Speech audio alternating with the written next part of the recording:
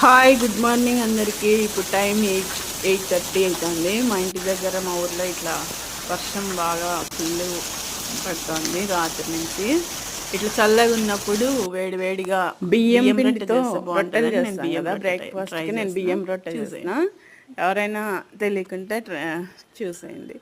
బియ్యం first onions సన్నగా తరుక్కోవాలి. తరుక్కున్నాక ఆకుకూర ఏదైనా వేసుకోవచ్చు. నేను మెంతాకు వేసిన. మెంతాకు కూడా సన్నగా తరుక్కొని 2 పచ్చిమిర్చి సన్నగా తరిగేసుకొని బియ్యం పిండి కావాల్సినంత వేసుకోవాలా. నేను 2 కప్పులు బియ్యం పిండి వేసిన.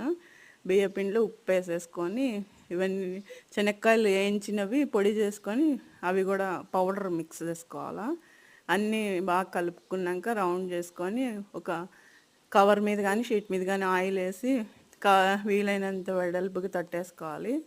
తర్వాత పెనం బాగా హీట్ చేసి 2 వైపులా కాల్ చేసుకుంటే బ్రేక్ఫాస్ట్కైనా స్నాక్స్కైనా బాగుంటుంది. నచ్చితే లైక్ చేయండి, షేర్ చేయండి, సబ్స్క్రైబ్ చేయండి.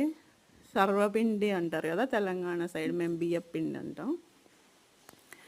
బియ్యం పిండితో రొట్టెలు. Bye, thanks for watching. Please subscribe my channel. శనక్కాయ పొడి వేస్తే సాఫ్ట్గా వస్తాయి. బాయ్.